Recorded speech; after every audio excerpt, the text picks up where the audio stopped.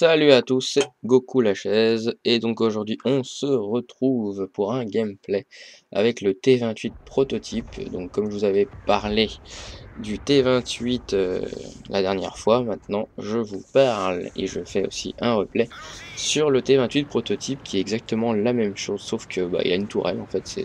C'est le seul pain pour, pour ma part, enfin le seul truc que j'ai remarqué, c'est qu'il a une tourelle.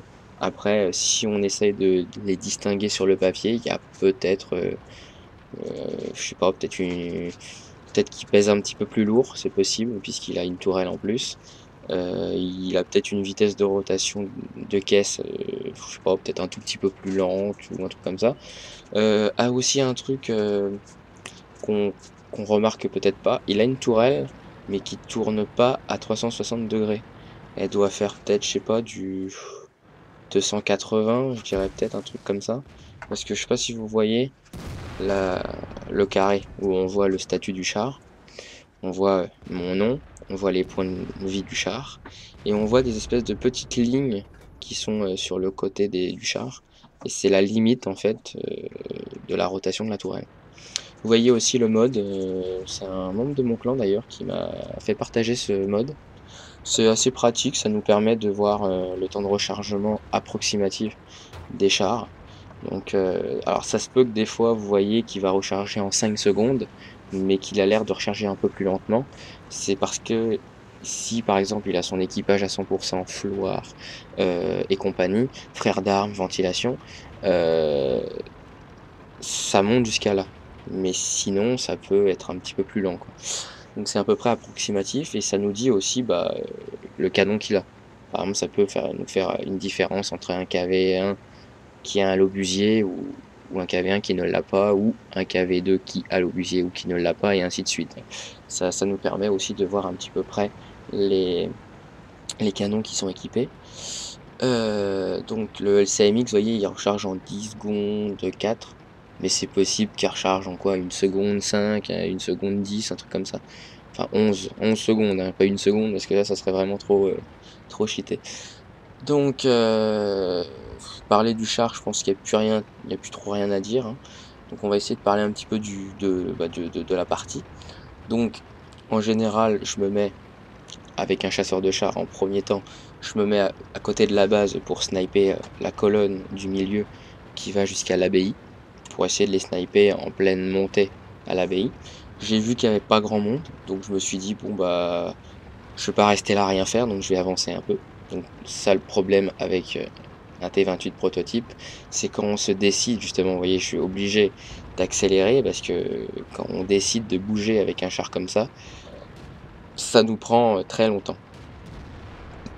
Donc là, je vois le T44. Donc je vais essayer un tir rapide, vous voyez, hein, vraiment, hop. On va dire que ça a touché, mais ça n'a pas pénétré. Peut-être parce que le viseur automatique, c'est basé sur un côté très anglais. Donc j'y retourne, ne vous inquiétez pas.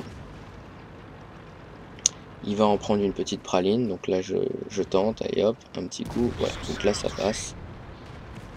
Donc l'alpha est à peu près dans les 400 à peu près de dégâts, vous allez même vérifier, voilà, 411. Donc alors, le 50-100, il est, on va dire qu'il est un peu cucu. Parce que le machin, c'est qu'il continue à me tirer dessus tant qu'il pousse, il voit que ça ricoche. Il va pas essayer de chercher un endroit. Tiens, attends, je vais peut-être essayer de chercher. Vous voyez, il a vraiment tiré n'importe où. Donc, il a tiré sur la caisse. Vous voyez, comment dire, la tourelle n'a rien. C'est surtout pas la caisse qu'il faut viser. Surtout quand on est en tier 8. Si vraiment on s'applique bien, on peut peut-être avec un peu de chance, il faut vraiment être droit devant lui, face à lui, hein, vraiment. On peut peut-être essayer de percer la caisse, mais sinon, en général, on va plus s'attaquer à la tourelle, qui est le défaut tout en étant l'avantage du char. Puisque comme il a une tourelle, certes, elle ne tourne pas à 360°, mais ça suffit, hein, de tourner de droite à gauche. C'est un atout parce qu'il y a une tourelle, mais le problème c'est que la tourelle est un petit peu fragile. Si on tire par exemple sur les côtés qui a les étoiles américaines, ça va passer quoi. Donc c'est ça le problème. Et puis aussi, mais ça après on peut pas tout avoir, on peut pas avoir une tourelle sur un TD et avoir une tourelle avec une rotation extrêmement rapide, hein. Donc c'est ça le problème, c'est que la tourelle a une vitesse de rotation extrêmement lente. Mais bon, en général, on fait en sorte de pas être en première ligne, même si, ça m'est déjà arrivé de l'avoir en première ligne. Personnellement, moi ce char, je vais le jouer souvent, un peu, peut-être qu'il y en a qui vont trouver ça horrible, mais je vais souvent me mettre à le jouer en char lourd. Il a une tourelle, il a un blindage qui est assez potable. La tourelle, il faut simplement faire en sorte, de vous essayez de tourner un petit peu, avancer, reculer pour essayer de les déstabiliser et de les faire tirer un petit peu à côté de nos points faibles de la tourelle. Mais sinon, il a un bon canon, il a une tourelle, un temps de rechargement qui est pas trop dégueulasse, hein, du 9 secondes, 68, ça le fait, hein. Donc moi, je joue un peu en char lourd. Après le seul problème, c'est sa lenteur qui va nous empêcher de le jouer en char lourd, mais sinon, c'est un bon char. Il peut se jouer aussi en TD, normal, mais moi je sais pas, j'ai plus, l'habitude de jouer, en heavy, comme par exemple le T30 que j'aurai bientôt. Ça, ce qui est sûr, c'est que le T30, je me mettrai jamais à sniper, du bout de la map. Je suis désolé. Pour moi, un T30, ça se joue, mais alors vraiment, autant si le T28 prototype peut éventuellement se jouer comme un char lourd, moi personnellement, le T30, je le jouerais en char lourd. Parce que quand on regarde, c'est exactement la même chose que le T34.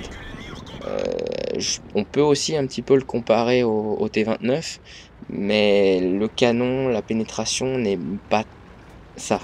Il fait quand même moins de bobo le T29. Mais sinon, le T34 est, on peut dire, une copie conforme du T30, simplement avec quoi? Le canon qui a changé. Alors un truc à savoir aussi, c'est quand vous avez si vous avez ou quand vous allez l'avoir, vous aurez le canon du T28, donc le dernier canon du T28, que ça soit le T28 ou T28 prototype, le premier canon pour le T30 et après il faudra passer sur le, c'est un quoi, comme canon? Je ne saurais plus vous dire, je vous le marquerai à l'écran. J'irai jeter un petit coup d'œil, lors du montage. Ben 150, non, 180, non. Non, je pense pas que ça soit un 180. C'est possible que ça soit un 150, ouais, un truc comme ça. En tout cas, c'est un gros canon qui fait du pouf. Vraiment, vous voyez, quand vous entendez par exemple tirer un What the fuck E100 avec le canon du E100, l'autre canon, hein, du E100, celui qui fait très mal, ou par exemple le Jack Panzer E100. Ça fait exactement le même bruit. Donc toujours la lenteur, hein, tout ce qu'on peut voir, hein, c'est malheureusement c'est la lenteur. Donc bon, ça j'étais sûr, hein, que c'était pas possible. Je me suis dit: «Bon, je vais aller à la cape, mais ça ne servira à rien parce que j'y arriverai pas». C'est voilà, c'est pas possible, quoi. Donc voilà, c'est un bon char. Comme je dis, hein, après, chacun le joue comme ils veulent, ils peuvent très bien jouer ils peuvent le jouer comme un T28 normal ou avoir les caractéristiques d'un T28, prototype avec une tourelle. Donc les résultats, donc comme vous pouvez le voir, hein, c'est une, non, c'est pas une US du char d'ailleurs, je me suis complètement, emballé trop vite. Non, c'est malheureusement une classe de maîtrise 1, même si j'ai déjà la maîtrise, As du char, hein. Quelques, petites médailles, certainement une qui est un peu en rapport avec le blindage et gros calibre, hein, ça c'est quand même, avec du 4078 de dégâts. Donc là, on regrette de ne à cette époque-là, enfin ça date de pas longtemps, ça date du 19 mars, quand vous voyez à côté, je n'étais pas encore à la dernière mission, personnelle, des TD. Donc c'est dommage, parce que là j'aurais réussi ma mission, ma dernière mission et j'aurais bénéficié d'un deuxième membre d'équipage féminin parce que j'ai déjà réussi, celle des moyens. Donc 53 335 de crédit et 1711 d'expérience. Donc c'est parce que j'étais en premium. On va tout de suite voir les résultats, les scores de l'équipe. Alors je me rappelle jamais comment ils appellent ça. C'est score de l'équipe, c'est bien ça. Donc 1er au niveau des dégâts et c'est très étonnant d'ailleurs que je sois, qu'il y ait une telle différence au niveau des dégâts, avec mon équipe. Heu, voilà quoi, pour un par exemple, on va imaginer le 50-100, il a quand même un barillet de 6 coups, hein, si je me trompe pas, qui fait du 240, du 150 de dégâts, toutes les 2 secondes. Bon, c'est vrai qu'il a un temps de rechargement, mais rien que le fait de lâcher son barillet, ça le fait grimper quand même dans les 1900, 2000 de dégâts. Donc bon, 1310 de dégâts, ça fait pas beaucoup. Le IS-3, ça fait pas non plus beaucoup, donc ouais, on se demande un petit peu ce qu'ils ont fait. Donc voilà, 4078 de dégâts et 1141 d'expérience et 3 kills. Donc ça j'ai pas remarqué en fait, j'avais pas remarqué au début, j'avais fait 3 kills. Mais j'ai fait aussi 3 kills. Donc maintenant, on va prendre le score détaillé, je crois. Non, le rapport détaillé plutôt. Donc alors, tir, j'en ai fait 16. Il y en a 13 qui ont atteint leur cible et 11 qui ont passé. Pour un total de 4078 de dégâts et 410 à une distance de plus de 300 mètres. Donc, on voit que là, je l'ai vraiment joué un petit peu comme un heavy, hein, je n'ai pas snipé.